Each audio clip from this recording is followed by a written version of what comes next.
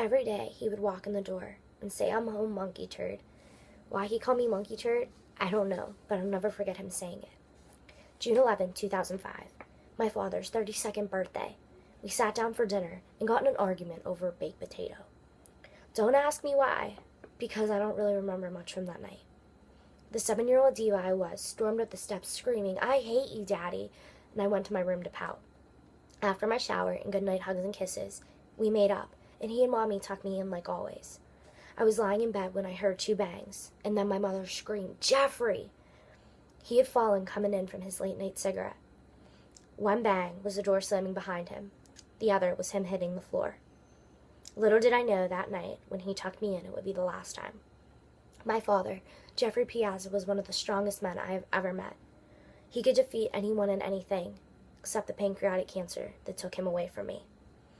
I didn't go to the hospital with Mommy that night, because it was late and the ambulance driver said he would be fine, so Grammy and Pappy came and got me, and I stayed at their house. There wasn't much sleeping involved. I stayed up making get better cards and waiting to hear from my mom. Eventually she called to say he was all right and awake, and she was going to stay there with him.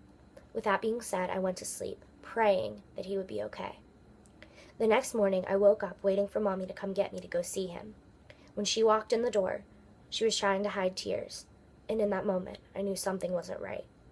She had told me Daddy said to tell his baby girl that he loved her. Then she told me he wasn't coming home, that he was with the angels now. I cried, but I was too young to truly understand what had happened. On his 32nd birthday, God decided he was ready for him. Things changed for me that day. I knew I had to grow up and be more independent and responsible, and most importantly, make sure my mom didn't have anything else to worry about.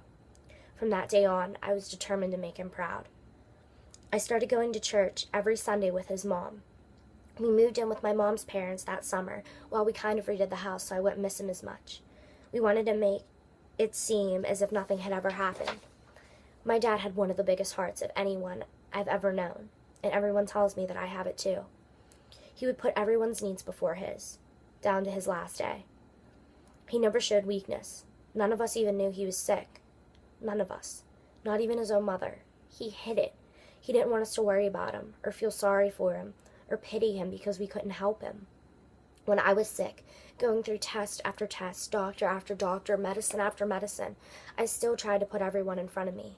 With my anxiety being as bad as it was, I would still go out of my way to help anyone around me that I could help. Summer was the worst time for me.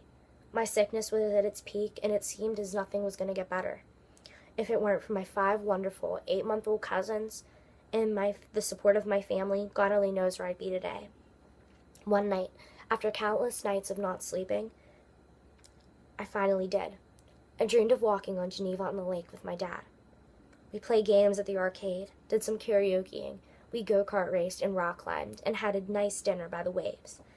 This dream felt more real than me talking to you here today. He looked at me, held my hand, and said, "Mia, things are going to get better. I know it feels like they won't, but I had a word with the big man upstairs, and we're making sure nothing bad will happen to you. I may not be here to tell you this every day, but if you close your eyes, you can see me and hear me saying this. You're not alone. Look at how many people love and care about you. Let them help you. Stop being so stubborn like me and Pappy and let them. You're not weak. You can do this. You just have to believe you can. And I know you can." He hugged me and I woke up with this feeling, like a weight had been lifted off of my shoulders. If my dad told me I would be all right, then I knew I would. He never lied to me, and I know he wouldn't start now. Since I've had that dream, I've gotten better. They found the right medicine for me, and I let people help me. Those babies were my therapy. Spending almost my entire summer with them made me realize miracles do happen. If a woman they said would never get pregnant could have 5 beautiful, healthy babies, then I can get better. Look at me now. I have a new lease on life. I refuse to let something as stupid as anxiety take control of my life again.